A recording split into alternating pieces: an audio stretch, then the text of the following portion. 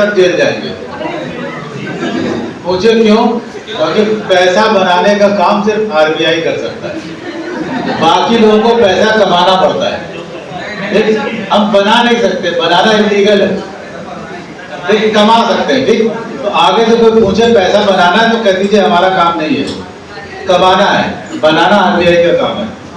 सो जैसा कि सर ने बताया, प्रवीण जी ने, ये वर्ल्ड इन्वेस्टर वीक चल रहा है पूरी दुनिया में। इस हफ्ता को इन्वेस्टर की जागरूकता के लिए मनाया जाता है। ठीक, मैं आपसे बहुत ज्यादा बातें नहीं करूंगा, लेकिन दो बातें आपसे मेक करूंगा। पहला, बचत क्यों करनी चाहिए, और दूसरा, बचत कैसे करें। ठीक, और मेरी गारंटी है जो मैं बताने जा रहा हूं वो आपको पता नहीं होगा। ठीक, अगर पता है तो बड़ी मजे की बात है, अगर पता है तो मेरा पहला सवाल है, मुझे ये बताइए आपको क्या लगता है कि बचत क्यों करनी चाहिए? सुनते तो आप आ रहे होंगे सबसे कि बचत करना चाहिए, जब कमाई करें तो पैसे बचाओ, इन्वेस्टमेंट करने के लिए। और कोई वजह? फ्यूचर सिक्योर करने के लिए। ठीक है, मतलब अगर पैसे रहेंगे तो भविष्य में काम करने में आसानी रहेगी, कोई इमरजेंसी है काम आ जाएगा। और कोई वजह? Safety and security purpose. Safety and security किसकी? अपनी, तो सिक्योरिटी गार्ड रख लें। Financial safety and security, good. और कुछ? ये सारे जवाब आपने सोच के दिए हैं या आप सुनते आ रहे हैं इसलिए बताएं? मतलब अब जरा आंख बंद करके सोचे कि जब आपकी पहली तनख्वाह आएगी 25,000 रुपए, तो उसमें से आप कितना बचाएंगे और क्यों? आपकी पहली तनख्वाह आएगी, उसमें से कितना बचाएंगे और क्यों? क्यों क्यों बचाएंगे? वो 5,000 6,000 क्यों बचाएंगे?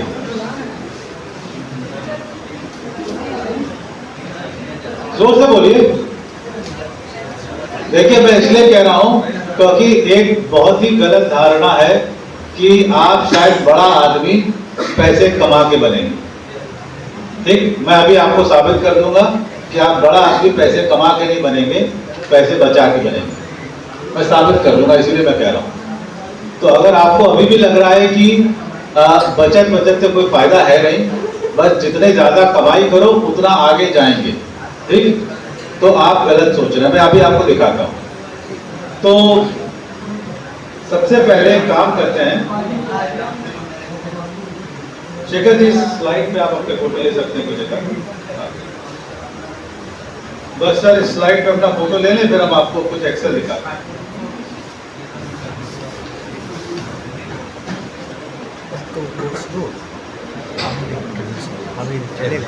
चलेगा नंबर। चलिए, ये एक एक्सेल शीट है, मैं समझा देता हूं। ये एक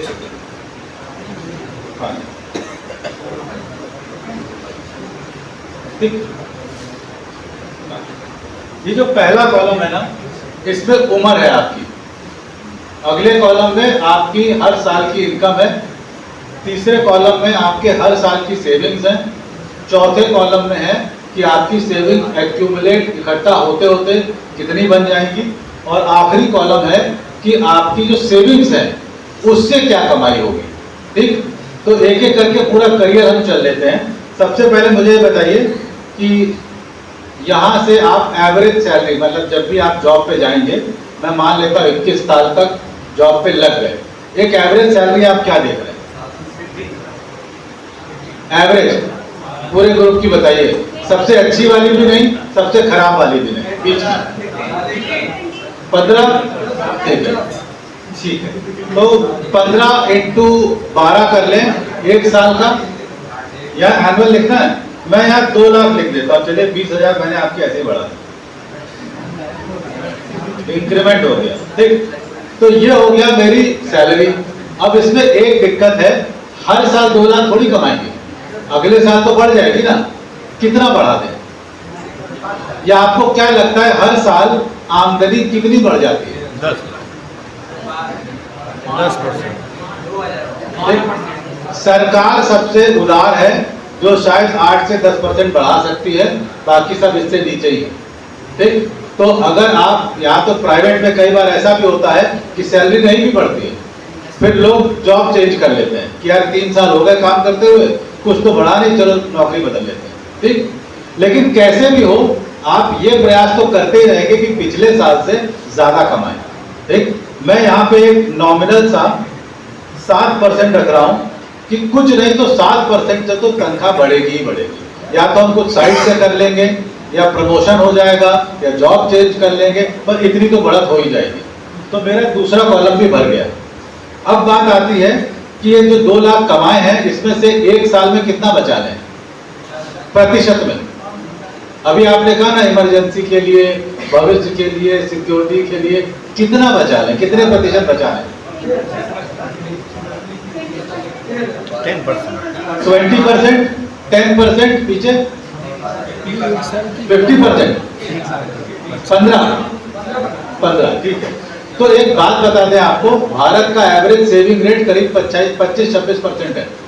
ठीक, पर ये एवरेज कुछ लोगों की वजह से बिगड़ गया है। बिगड़ किनकी वजह से गया है? जैसे अंबानी साहब है, अब वो मान लीजिए साल का कमाते 1 लाख करोड़ है और उसमें से सिर्फ 10,000 करोड़ खर्च कर पाए, तो 90,000 करोड़ अभी भी बच जाएगा। तो उनकी सेविंग 90% हो जाती है, 99% हो जाती है। तो इस तरह से जो एवरेज सेविंग है वो काफी ऊपर चली गई है। लेकिन रियलिटी क्या है, अगर आप किसी आम घर में जाएंगे तो शायद 10%, 15% भी बड़ी बात है। ठीक, लेकिन क्योंकि हम यहाँ कुछ सीखने के लिए बैठे हैं, मैं आपको एक पिक्चर दिखा रहा हूँ कि अगर 20% बचाते हैं तो क्या जीवन में हो सकता है। तो मैं यहाँ 20 लेके चल रहा हूँ, ना कम है ना बहुत ज्यादा है। अब अगला सवाल है, जो 40,000 मैंने बचाए हैं इसको कहाँ रखें? बचा तो लिए, 2 लाख में से 40,000 बचा लिए, कहाँ रखें, कहाँ इन्वेस्ट करें? बैंक में, एफडी में, पोस्ट ऑफिस, सरकार की स्कीमें? कितना रेट मिलता है बैंक की एफडी में? सेविंग अकाउंट में 3% है, एफडी कर देंगे 6 से 7%। ठीक, अगर मैं यहाँ पे 7% लिख देता हूँ तो अब मेरा डायग्राम या एक्सेल कंप्लीट हुआ। जरा चलिए अपना रिटायरमेंट देखें। रिटायरमेंट होते होते आपकी कमाई होगी करीब 28 लाख। 28 लाख 1 साल की कमाई, करीब 5,60,000 आपके उस साल की बचत। टोटल आपके 2,40,00,000 इकट्ठा हो गए हैं और 15,28,000 ये आपकी पेंशन बन सकती है इस पैसे से। ठीक, ये सिर्फ तब है जब आपने 2 लाख से शुरू किया, 7% का इंक्रीमेंट, 20% की बचत और 7% आपके इन्वेस्टमेंट का रिटर्न। अब इस चीज को देख के लगता है कि ये तो बढ़िया है, लेकिन इसमें एक बहुत बड़ी कमी है। गवर्नमेंट तो प्राइवेट कंपनियां 7% इंक्रीमेंट देती है? नहीं देती। तो फिर आप 7% इंक्रीमेंट लेके कर रहे हैं? नहीं, मैं तो कह रहा हूँ कुछ नहीं तो आदमी क्या करता है ना, मैं इसलिए कह रहा हूँ कि लोग प्रयास करते हैं कि अगर मान लीजिए मेरी एम्प्लॉयर से सैलरी नहीं बढ़ी तो एम्प्लॉयर चेंज कर देते हैं और वहाँ बढ़ के तनख्वाह मिल जाती है। बाकी चीजों से आप मैं सब मिला के, या कई बार क्या होता है कि लोग सोचते हैं और कुछ नहीं तो चलो साइड से कुछ काम कर लेते हैं, कुछ पैसे वहां से बढ़ गए। लेकिन आदमी अपनी आमदनी बढ़ाने पे लगातार मेहनत करता रहता है, कहीं ना कहीं से बढ़ा ही लेता है। मैं ये कह रहा हूं कि इसमें जो कमी है वो देखिए।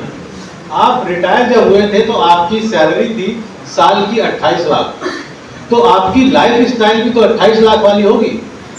लेकिन अब आपको पूरे भविष्य में लाइफ बितानी पड़ेगी 15 लाख वाली। अच्छा लगेगा बुरा?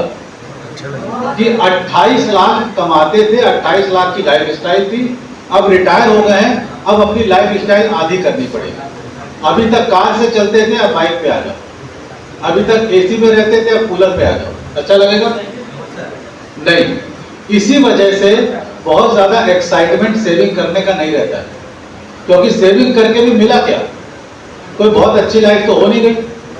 ठीक, आपने किसी रिटायरी को मतलब मस्ती करते देखा है कि अब रिटायर होने के बाद तो और खर्चा करने लगे? नहीं होता, और कम खर्चा करने लगते हैं क्योंकि पैसे कम पड़ते हैं।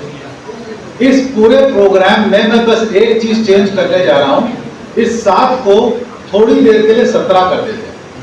7% जहां पैसे बचा रहे थे, बस वो जगह बदल रहा हूं और 17 कर दिया। अब जरा फिर से पूरी पिक्चर देखते हैं। जरा 36 साल की उम्र में देखिए क्या हो रहा है। आपकी खुद की सैलरी 5,51,000 पहुंच गई है और आपकी टोटल बचत पहुंच गई है 43,88,000 और आपकी बचत एक साल में बढ़ जाती है 6,18,000 से। आप कमा के लाते हैं 5,51 और आपकी बचत कमा लेती है 6,18। कौन ज्यादा स्मार्ट है, आप या आपके पैसे? यहां पे तो बचत ज्यादा स्मार्ट दिख रही है और आपने अपना एक क्लोन बना लिया है। अभी तक तो अकेले कमाते थे, लेकिन 15 साल में मेरी बचत मेरे ही बराबर कमाने लगी है। मेरा क्लोन तैयार हो गया मेरे बचत से। ये बात समझ में आ रही है? अब घर में 2 इनकम आएंगी, एक मेरी है और एक मेरी बचत से भी इनकम आती है, जो मुझसे भी ज्यादा कमाता है। थोड़ा सा और आगे चल रहे हैं, 41 साल पे देखिए, आपकी कमाई है 7,73,000, आपके पैसे इकट्ठा हो गए 1,07,00,000 और आपके बचत की कमाई है 15,30,000। जितना आप कमाते हैं उससे डबल आपकी बचत कमाती है और 20 साल हो चुके हैं आपको कमाई करते हुए। आपने अपने से बेटर क्लोन बना लिए। आप पूरा साल मेहनत करते हैं तो कमाते 7,70,000 और आपकी बचत बैठे बैठे 15,30,000 से बढ़ जाती है। कौन ज्यादा स्मार्ट, आप या बचत? अब बात समझ में आ रही है कि मुझसे तेज मेरा पैसा काम कर सकता है अगर मैं उस पैसे को सही जगह लगाता हूं। अब जरा एक बार रिटायरमेंट देख लें। सैलरी तो आपकी वही है जो पहले थी 28 लाख, लेकिन अब बचत हो गई है टोटल 24,38,00,000 और एक साल में आपकी बचत बढ़ जाती है 3,51,00,000 से। तो जब आप 28 लाख की सैलरी से रिटायर हुए, अब आप 3,51,00,000 कमा सकते हैं। अब लाइफ कैसी होगी? पहले से 10-12 गुना ज्यादा आपकी बचत कमा के दे रही है। जितना आप कमाते थे रिटायर तक होने तक, उससे 12 गुना ज्यादा आपकी बचत कमा के दे रही है। ये इक्वेशन समझ में आई? अब इस पूरे प्रोसेस में सिर्फ एक सवाल उठता है, ये 17% की गारंटी क्या है और कौन है जो ये 17% देगा? ठीक, क्योंकि 7% तो सरकार दे रही है, बैंक दे रही है, पोस्ट ऑफिस दे रहा है। ये 17% कौन देता है और क्या गारंटी है कि मिलेगा? बस, बाकी सब तो वही है। मैंने और कुछ नहीं बताया। आपकी जैसी ग्रोथ थी वही ग्रोथ रखी, वही 20% की सेविंग, बस सेविंग करने की जगह बदली। अब 17% पे आ जाते हैं, पहले 7% पे आते हैं। 7% की जब आप गारंटी सुनते हैं ना, वो 7% की गारंटी इस साल की है। जब एफडी का रिटर्न आता है और वो कहते हैं कि हम 7% देंगे, उसका मतलब है हम इस साल 7% देंगे। उससे आप बैंक में जाके कहिए मेरी 40 साल की एफडी कर दीजिए, मना कर देंगे। कहिए 10 साल की एफडी कर दीजिए, मना कर देंगे, क्योंकि 7% इस साल की गारंटी है, अगले साल की नहीं है, उसके अगले साल की नहीं है। और उस 7% का इतिहास सुन लीजिए। आज से 20 साल पहले जब बैंक में एफडी करने जाते थे तो रेट मिलता था 12 से 13% का। आज से 20 साल पहले। आज से 10 साल पहले जब बैंक में एफडी करने जाते थे तो रेट मिलता था 8 से 9% का। आज रेट मिलता है 6 से 7% का। आपको क्या लगता है आज से 10 साल बाद बैंक क्या रेट देगा? जो क्रम चल रहा है ना, 4 से 5% भी दे दे तो बहुत बड़ी बात होगी। और आपके रिटायर होते होते 4-5% भी नहीं, 1-2% भी दे दे तो बहुत बड़ी बात होगी। तो एक बात तो ये है, उस 7% को जिसको मैं गारंटी समझ रहा हूं, गारंटी उसकी भी नहीं है।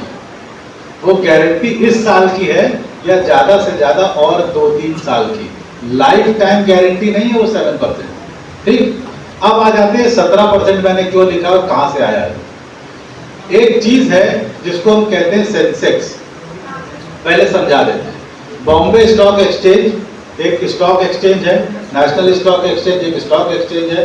स्टॉक एक्सचेंज में क्या होता है, वहां पे कंपनियों के शेयर्स खरीदे बेचे जाते हैं।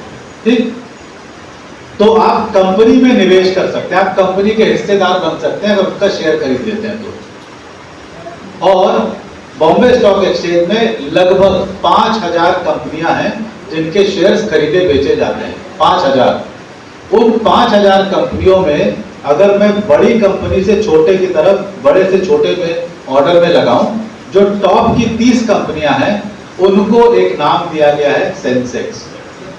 तो 5000 में जो टॉपर है 30, जो 30 टॉपर्स हैं उनको सेंसेक्स कहते हैं। और ये टॉपर्स डायनामिक हैं, मतलब कोई गारंटी नहीं है कि आज जो टॉप पे है आज से 10 साल बाद भी वो टॉप 30 में होगा। अगर वो टॉप 30 से बाहर होगा तो कोई दूसरी कंपनी टॉप 30 में होगी, लेकिन टॉप 30 में कोई ना कोई होगा। टॉपर तो कोई ना कोई होगा ना, जरूरी नहीं है कि यही वाले 30 हों, कोई और 30 होंगे, लेकिन टॉपर होंगे। मैं सेंसेक्स का आपको रिटर्न दिखा रहा हूं और सेंसेक्स का रिटर्न यहां कैलकुलेट कर रहा हूं। एक फंक्शन है एक्सेल में जिसका नाम है rate. Rate compound interest calculate करता है। कंपाउंड इंटरेस्ट जिसको आप इनिशियल वैल्यू दीजिए, फाइनल वैल्यू दीजिए और कितना टाइम पीरियड हुआ है वो दे दीजिए। 3 इनपुट दीजिए तो आपको कंपाउंड इंटरेस्ट कैलकुलेट करके दे देता है। मैं तीनों इनपुट डाल रहा हूं। सबसे पहले पूछ रहा है नंबर ऑफ ईयर्स, तो 2024 चल रहा है माइनस 1981 में जब सेंसेक्स स्टार्ट हुआ था। फिर अगला पैरामीटर है वो छोड़ दीजिए, आपको नहीं एंटर करना है। फिर है 100 के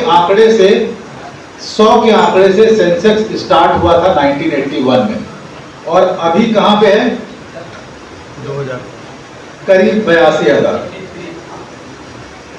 ठीक, ये है उसका आंसर। तो ये 17% उस टॉप 30 का पिछले 43 इयर्स का एवरेज रिटर्न है, जिसमें सारे स्कैम और सारे सेंसेक्स की गिरावट शामिल है। जब जब स्कैम हुए, हर्षद मेहता ने कोई कांड किया, सेंसेक्स गिर गया। केतन पारेख ने कोई काम किया, सेंसेक्स गिर गया। कोविड आया, सेंसेक्स 40% गिर गया। ठीक, 9/11 का विस्फोट हुआ, सेंसेक्स गिर गया। 2008 में क्राइसिस हुआ, सेंसेक्स गिर गया। अभी इजराइल ने यूक्रेन ने मिसाइल छोड़ दी, फिर सेंसेक्स गिर गया। सरकार चेंज हो जाती है, सेंसेक्स, ये सारी गिरावट इसमें शामिल है। सारी गिरावटों के बाद जो एवरेज रिटर्न है वो 17% है। इस 17% पे ज्यादा हम डिपेंड कर सकते हैं या उस 7% पे? पहले तो ये बताइए। उस 7% की तो कोई गारंटी है नहीं, वो हमने देख लिया। इस 17% का मैं लॉजिक बता दूं। जब भी कोई कंपनी व्यापार करती है वो प्रॉफिट कमाने के लिए तो करते हैं, और प्रॉफिट उनको अगर 5-6% कमाना है तो खुद ना बैंक में एफडी कर दें। अगर 5-6% ही मुनाफा कमाना है किसी कंपनी को तो इससे तो अच्छा एफडी कर दें, 6% तो बैंक दे देता है। तो कंपनी जब बिजनेस करती है तो उसका टारगेट होता है कि 15-20%, 25% मुनाफा कमाएं, रिटर्न्स कमाएं, तब जाके इतना रिस्क लेना, इतना सब मेहनत करना कुछ मतलब लॉजिक बनता है। और वही लॉजिक यहाँ दिखता है कि जितने टॉपर्स हैं ना, ये उनका एवरेज रिटर्न इसीलिए आ रहा है, और ये एवरेज है। इससे भी ज्यादा रिटर्न्स आते हैं जब आप किसी फंड मैनेजर को कहते हैं कि आप टॉपर छोड़िए, अपने हिसाब से चुनिए और बढ़िया रिटर्न लेके आइए। ठीक, जिसको हम कहते हैं म्यूचुअल फंड। म्यूचुअल फंड में एक फंड मैनेजर होता है जो एक काबिल आदमी है, उसके पास एक एक्सपर्ट्स की टीम होती है और उसको अनुभव होता है कि कंपनियां कैसे सेलेक्ट करते हैं, और वो इससे भी अच्छे रिटर्न्स देते हैं। मैं आपको सिर्फ कुछ एग्जाम्पल बता रहा हूँ। कई सारे फंड्स भारत में ऐसे हैं जिन्होंने 30-30 साल कंप्लीट कर लिए, 25 साल कंप्लीट कर लिए। मतलब 25 साल पहले वो फंड चालू हुआ था, किसी फंड मैनेजर ने कंपनियां चुनना शुरू करा, उसमें निवेश किया, उन फंड्स के एवरेज रिटर्न 25%, 30% है एवरेज पिछले 25 सालों के। तो ये तो मैंने आपको बताया एकदम बेयर मिनिमम कि सेंसेक्स से आप जो उम्मीद कर सकते हैं 15% तो गारंटीड है लंबे समय में। 1 साल की बात नहीं कर रहा हूं।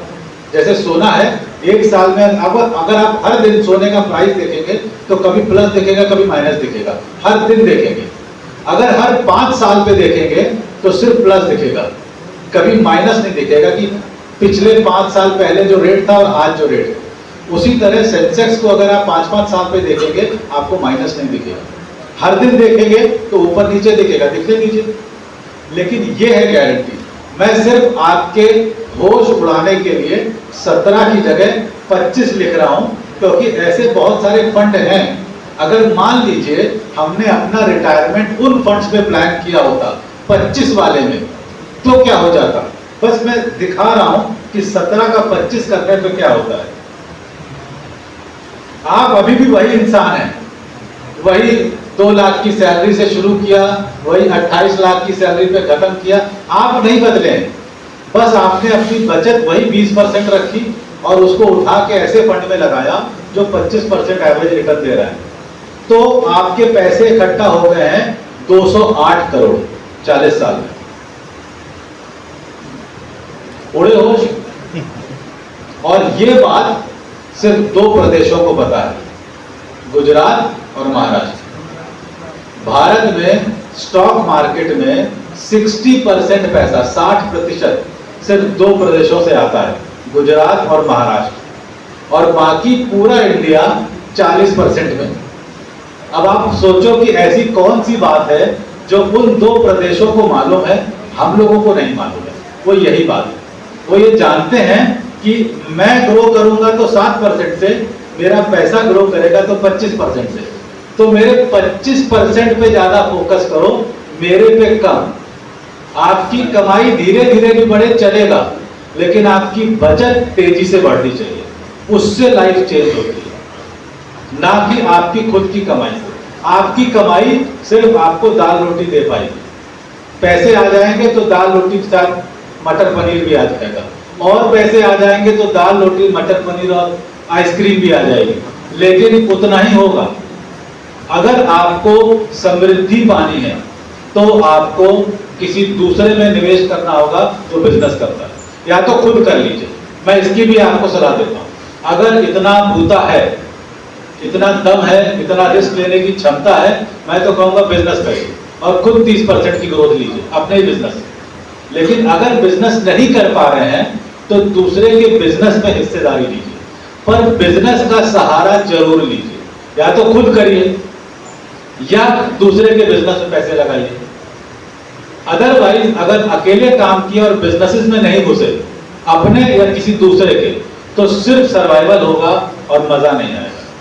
जबकि आप कहां से कहां पहुंच सकते हैं यार चेक कर लीजिए। और इसमें कुछ भी मतलब ऐसा नहीं है कि जो मैंने कुछ ज्यादा बता दिया हो। आप इंटरनेट पे सर्च करिएगा कि are there mutual funds giving more than 25% return, आपको 8-10 फंड आ जाएंगे। पिछले 2 सालों के रिटर्न तो बड़े भयानक हैं। कई सारे ऐसे फंड्स हैं जिन्होंने 90% रिटर्न दिए पिछले 2 साल में, 1 साल में, ठीक। लेकिन ये एक तरह से एक्सेप्शन है, क्योंकि पिछले 1-2 साल से मार्केट बहुत अच्छा चल रहा है, पर ये हमेशा रहेगा मैं इसकी गारंटी नहीं देता। लेकिन इस 15 से 20% की गारंटी तो मैं भी दे सकता हूं। क्यों? क्योंकि कंपनियां खुद, उनका स्वभाव यही होता है, कंपनी आधी ही बिजनेस करने इसलिए है ताकि 15-20% तो मुनाफा कमाए। अगर मुनाफा नहीं कमाना तो एफडी ना कर दे कोई, इसलिए इस पे मैं निर्भर कर सकता हूं। अब बात समझ में आई? तो पैसे क्यों बचाने हैं?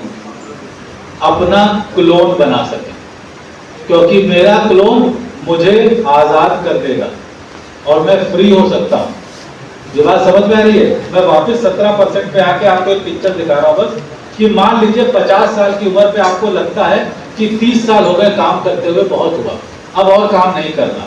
तब भी आप देखिए, आप कमा रहे थे 14,22,000 और आपके फंड इकट्ठा हो गए हैं 4,84,00,000, जिससे आप 70 लाख रुपए साल का बढ़त निकाल सकते हैं।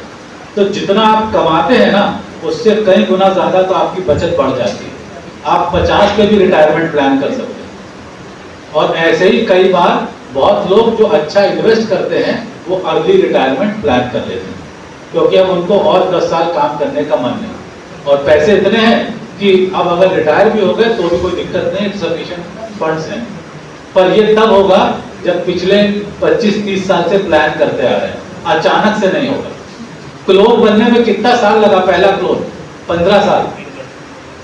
जब आप बचत कर रहे थे ना तो 15 साल लग गए कि आपकी बचत आपके बराबर खड़ी हो पाए, लेकिन फिर अगला क्लोन 5 साल में बन गया था। आपकी इनकम ट्रिपल हो गई थी 20 साल में, 15 साल में डबल, 20 साल में ट्रिपल। तो इस अनुपात में तेजी से बढ़ रही है। ये बात समझ में आ गई? तो मुझे आपको जो 2 मैसेज दे रहे थे, पहला, बचत क्यों करें? बचत इसलिए करें कि आप अपना क्लोन तैयार कर सकें। अकेले मत भिड़िए। अकेले भिड़ने का मतलब है दाल रोटी तक सीमित रह जाएंगे। अपने पैसे को भी काम पे लगाइए और आपका पैसा आपसे ज्यादा स्मार्ट है। ठीक, पहली चीज। दूसरा, पैसे को काम पे कहाँ लगाना है? आप स्टॉक मार्केट और इसकी जानकारी लीजिए। डायरेक्ट मत जाइए, म्यूचुअल फंड्स के थ्रू जाइए, क्योंकि अभी आपको पता नहीं है पैसे कहाँ लगाने, किस कंपनी में लगाने। तो म्यूचुअल फंड का सहारा लेंगे तो आपको ज्यादा फायदा रहेगा। मैं बस 1-2 सवाल आपके और ले सकता हूं। ठीक है, आपके मन में कोई सवाल चल रहा हो तो आप पूछ सकते हैं। हाँ, पूछिए। हाँ, हाँ।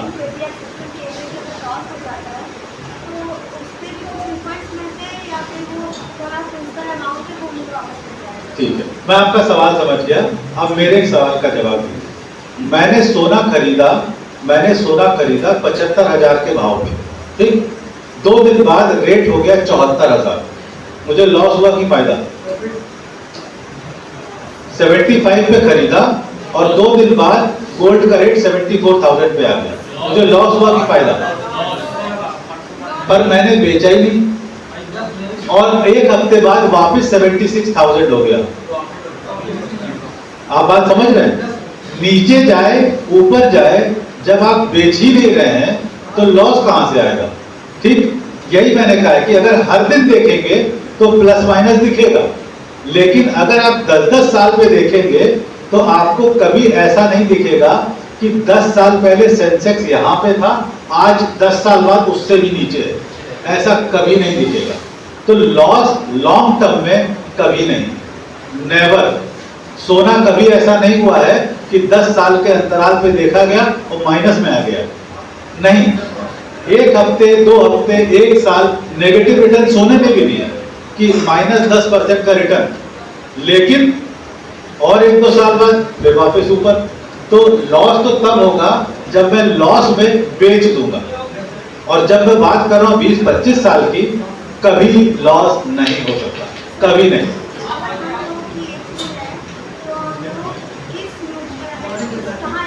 बता, बहुत बढ़िया, अच्छा सवाल है।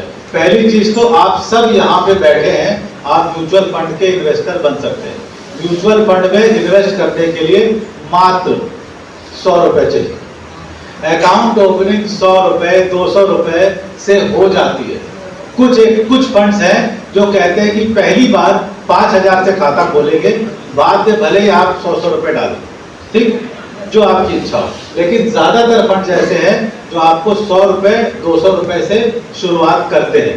और करना क्या है, आप सबके पास आधार है, पैन है, डिजी लॉकर है और फोन पे है।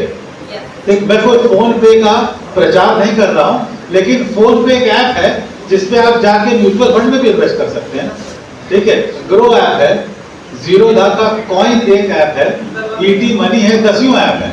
आपके खुद का जो बैंक अकाउंट होगा ना, उसका भी एक मोबाइल ऐप होगा, उस मोबाइल ऐप में भी म्यूचुअल फंड का इन्वेस्टमेंट होगा। ठीक, तो आप अपने ही मोबाइल से आप इन्वेस्टमेंट कर सकते हैं, वो भी 100 रुपए, 200 रुपए का भी। और हाँ बिल्कुल, ये जो आप ऐप बोल रहे हैं, एक होता है कि गारंटी, सब कहते हैं बैंक के थ्रू अगर म्यूचुअल फंड करते हैं तो इट इज गारंटी कि हमारा कहीं जाएगा। और जो ऐप वाला है, वो ऐप वाला गायब हो गया, मोबाइल से ऐप टूट गया मान लीजिए, तो हमारी क्या गारंटी रहेगी? लिमिट अकाउंट में पैसा आएगा नहीं मैम, सबसे आपका फोन पे से अभी जस्ट कल परसों नरसों हमने जो बात किया तो 3-4 लोगों ने यही मैं आपको बता रहा हूँ ना, आपका जब खाता खुलता है, भले ही वो मोबाइल पे खुला हो, पर वहां पे वो एक्चुअल सब कुछ फिजिकल हो जाता है। आपके सारे डॉक्यूमेंट उनके पास फिजिकल फॉर्मेट में पड़े हैं, आपके सारे खाते वही हैं। जैसे मान लीजिए मेरा मोबाइल गलती से चोरी हो गया, तो मेरे अकाउंट थोड़ी खत्म हो जाएंगे, मेरा बैंक अकाउंट कोई दिक्कत नहीं, आप वापस नया फोन लीजिए, नया नंबर लीजिए, जो भी करिए, आपका फिर से इंस्टॉल करिए, फिर चालू हो जाएगा, सारे खाते मिल जाएंगे आपको, कुछ नहीं जाना। ये जैसे अपस्टॉक है ना, हाँ। अपस्टॉक एक ऐप है, एक दूसरा एक और ऐप है, तो ये 3-4 ऐप के थ्रू अगर हम खोलते हैं अकाउंट अपना डीमैट, तो क्या इसमें कुछ चांसेस है कि हमें? कभी नहीं, कोई दिक्कत नहीं, बहुत सेफ है। ये सिर्फ आपको एक तरह से एंट्री दिलाने का पोर्टल है, कुछ फर्क नहीं। जैसे मान लीजिए मेरा ईमेल आईडी है, अब मेरा ईमेल आईडी मेरे मोबाइल से भी लॉगिन हो जाएगा, आपके मोबाइल से भी अगर मैं अपने ईमेल आईडी के डिटेल डालूंगा तो वहां भी लॉगिन हो जाएगा, किसी लैपटॉप पे डालूंगा वहां भी लॉगिन हो जाएगा। तो मेरा ईमेल आईडी वो कहीं सर्वर में पड़ा है, मेरे फोन पे नहीं है। ये जो ऐप है इनके दिन से कोई खतरा नहीं, कोई खतरा नहीं, ऐप डिलीट हो जाए, ऐप करप्ट हो जाए, कोई खतरा नहीं, आपके पैसे सब सेफ है। ठीक है, इन बच्चों को या मुझे, हाँ। हम सब मान लीजिए म्यूचुअल फंड में करना चाह रहे हैं, तो क्या सजेशन देंगे कि हम डीमैट अकाउंट खोलें तो किसमें इन्वेस्ट करें, कहाँ जाए? ठीक है, पहली चीज, डीमैट अकाउंट म्यूचुअल फंड में इन्वेस्ट करने के लिए कोई कंपल्शन नहीं है। डीमैट अकाउंट होता है जब आपको एक्चुअली में शेयर्स अपने अकाउंट में चाहिए। अगर मुझे डायरेक्ट शेयर्स नहीं खरीदना है, फंड्स खरीदने हैं, तो मुझे डीमैट अकाउंट नहीं चाहिए, पहली चीज। दूसरा, कौन सा फंड खरीदे, ये सबके लिए इंडिविजुअल आंसर है। जैसे ऐसी कोई दवाई नहीं है जो हम सब लोग खा लें, ठीक, ज्यादा से ज्यादा हो सकता है मल्टीविटामिन है जो हम सब खा सकते हैं, ठीक, लेकिन मल्टीविटामिन के अलावा हो सकता है किसी का वजन कम है, उसको प्रोटीन भी चाहिए, हो सकता है किसी का पेट गड़बड़ रहता है, उसको त्रिफला भी चाहिए, तो सबका केस अलग है। तो यहाँ कोई यूनिवर्सल आंसर नहीं है, लेकिन कुछ चीजें हैं जो सब लोग ले सकते हैं, जैसे मल्टीविटामिन टाइप, उसमें से एक है इंडेक्स फंड, सेंसेक्स पे बेस्ड इंडेक्स फंड या निफ्टी पे बेस्ड इंडेक्स फंड। करीब 40 म्यूचुअल फंड कंपनियां हैं, सबके पास सेंसेक्स या निफ्टी पे आधारित कोई ना कोई फंड होगा। वो फंड उन्हीं टॉप 30 या टॉप 50 कंपनियों में लगाता होगा, उसमें से कुछ भी चुन सकते हैं। एक एकदम आसान तरीका बता रहा हूँ, किसी भी कैटेगरी में अगर आपको फंड फाइनल करना है, जैसे आपको लगा कि सेंसेक्स में पैसे लगाएंगे, आपने सेंसेक्स डाला और वहां पे 10-12 फंड्स आ गए अलग अलग कंपनी के।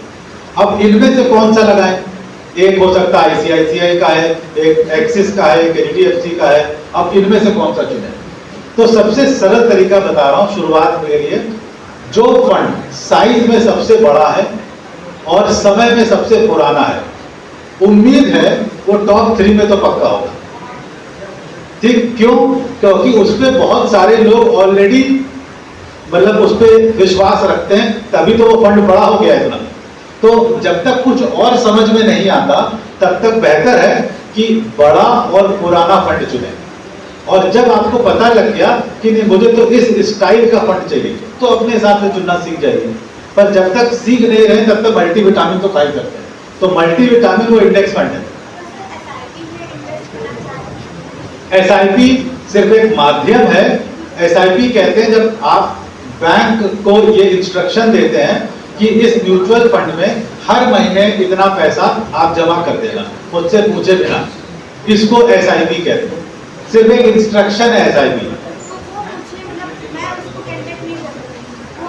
नहीं, आप कैंसिल कर सकते हैं। आजकल तो ऐप में इतनी सुविधाएं आ गई हैं कि उसमें बाकायदा लिखा रहता है पॉज योर SIP, तो आप पॉज बटन दबा देंगे, अगले महीने नहीं कटेगा।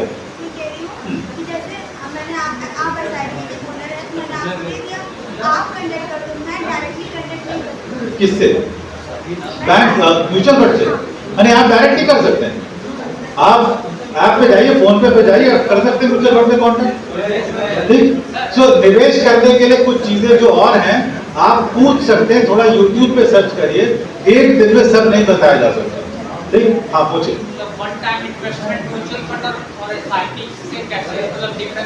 वन टाइम कभी नहीं करना चाहिए। लॉजिक बता देता हूँ, वन टाइम का मतलब है मेरे पास कहीं से 5 लाख रुपए आए और मैंने पूरा 5 लाख आज ही निवेश कर दिया, और कल यूक्रेन ने मिसाइल दाग दी और लोगों को लग रहा है कि थर्ड वर्ल्ड वॉर शुरू हो सकता है और मार्केट 30% डाउन चला गया, मेरे पूरे 5 लाख 30% डाउन चले जाएंगे, सर मुड़ाते ही ओले पड़े। इसलिए हमेशा कहा जाता है जब भी शेयर मार्केट में एंट्री करें उसको 8-10 टुकड़ों में करें।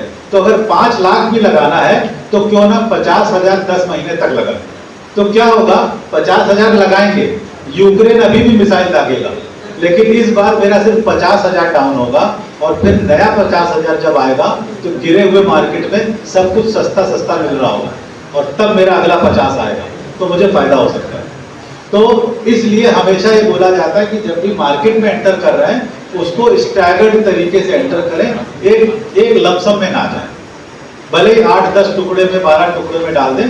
भी आपको मान लीजिए विरासत मिली, घर में बंटवारा हुआ, 20 लाख आपके खाते में आ गया, अब वो 20 लाख आप इन्वेस्ट करना चाहते हैं, मैं फिर कहूंगा 2 लाख इंटू 10 महीना, एक साथ कभी नहीं। ठीक, क्लियर हो गया?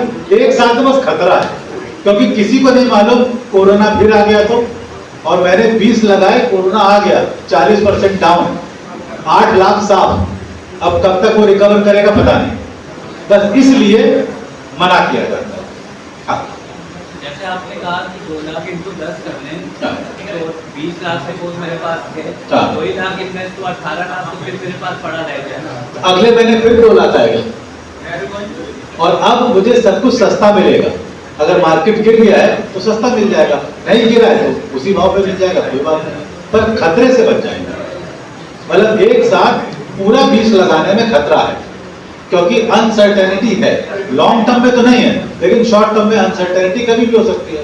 किसी को क्या पता कि कल क्या हो जाए, कोई नई न्यूज आ जाए कि भाई नीतीश कुमार जी ने अपना सपोर्ट खींच लिया है और फिर थर्ड से 15% डाउन मार्केट और हमारा गया 20 लाख, 20 का 3 साफ, कुछ भी हो सकता है, हमें क्या मालूम। इसलिए लेकिन अगर टुकड़ों में लगाते हैं तो 10 महीने में भी कुछ ना कुछ हो सकता है, लेकिन मुझे गिरावट का फायदा मिल जाएगा अगर गिरावट होगी।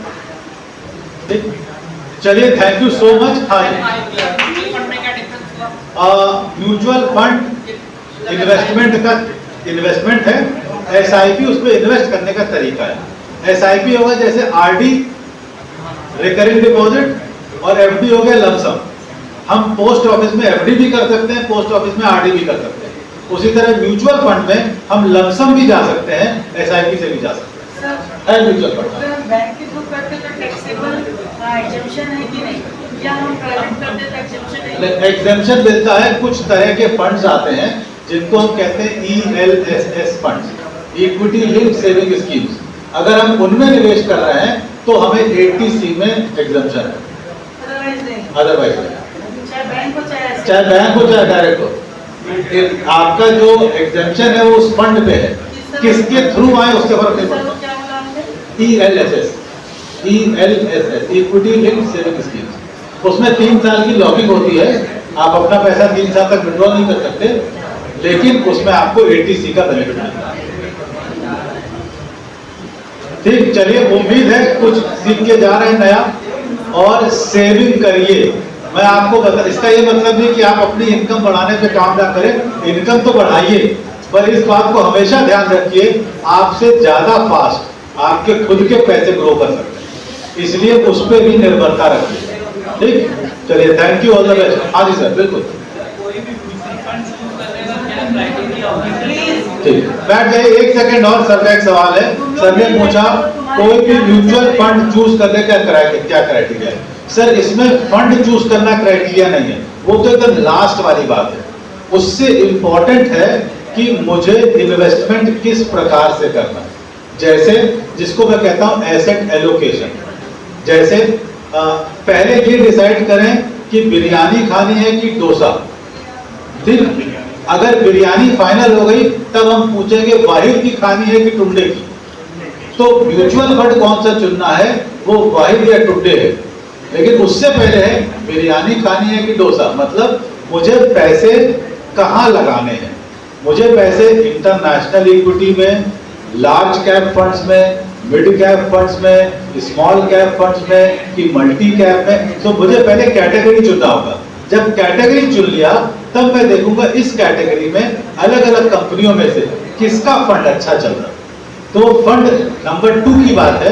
नंबर 1 इज पहले कैटेगरी, इसको एसेट एलोकेशन कहते हैं। एसेट एलोकेशन ज्यादा महत्वपूर्ण है, ठीक है। जैसे मान लीजिए डीजल कार खरीदनी थी, गलती से फोर्ड की जगह हुंडई की खरीद ली, पर है डीजल ही, कोई दिक्कत नहीं। लेकिन डीजल कार खरीदनी थी और गलती से इलेक्ट्रिक खरीद ला, ये बड़ी गलती हो गई है, ठीक है। तो कंपनी गड़बड़ा जाए कोई दिक्कत नहीं है, कैटेगरी नहीं गड़बड़ानी चाहिए कि मुझे निवेश कहाँ करना है, पहले मुझे वो फाइनल करना है, ठीक। उसके बाद कैटेगरी तो 19-20 ही अंतर है। ऐसा नहीं कि एक्स कंपनी का फंड बहुत अच्छा है और वाई का बहुत बेकार है, ऐसा नहीं है।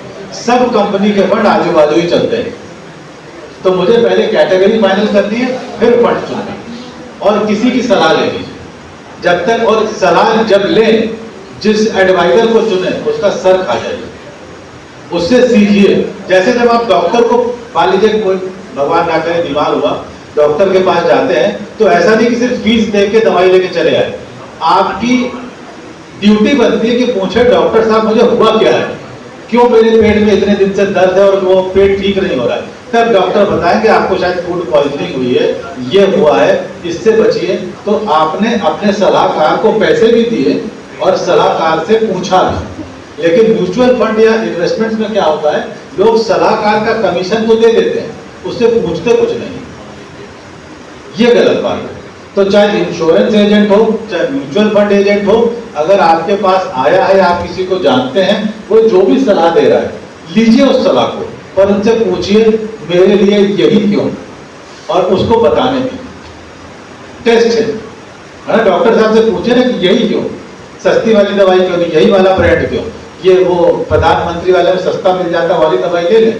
आप पूछे ना कि हमें कुछ और इसका सस्ता ऑल्टरनेटिव मिलेगा, से म्यूचुअल फंड एडवाइजर को भी पूछिए।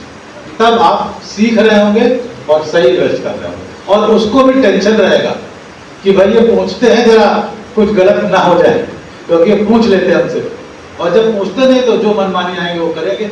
लोग ऐसा गड़बड़ कर देते हैं कई बार, मैंने देखा है कि उनके टोटल इन्वेस्टमेंट होंगे 50 लाख रुपए के और 40 फंड खरीद रखे, किसी में 10,000, किसी में 25,000, किसी में 1.25 लाख, किसी में 1.5 लाख। अब इतने फंड क्यों खरीदवा दिए? 5-6 फंड बहुत होते हैं, इतना वैरायटी क्यों? ठीक है, 56 भोग लगा दिया एकदम, वो गलत है। 4-8 फंड बहुत है, किसी को 10 करोड़ भी लगाना है ना, 4-8 फंड बहुत है। 10 करोड़ भी लगाना है तो 5-6-8 फंड बहुत हुआ, इतने में बांट लीजिए बस। 40 फंड का क्या रोल है? वो सिर्फ किसी को मतलब उल्लू बना दिया और कुछ नहीं। इतना 56 भोग देने की कोई जरूरत नहीं। और वो इन्वेस्टर भी साइन करता जा रहा था, जहां बोला वहां साइन कर दिया, इन्वेस्ट होता जा रहा। पूछा नहीं क्यों। ठीक, चलिए, थैंक यू सो मच।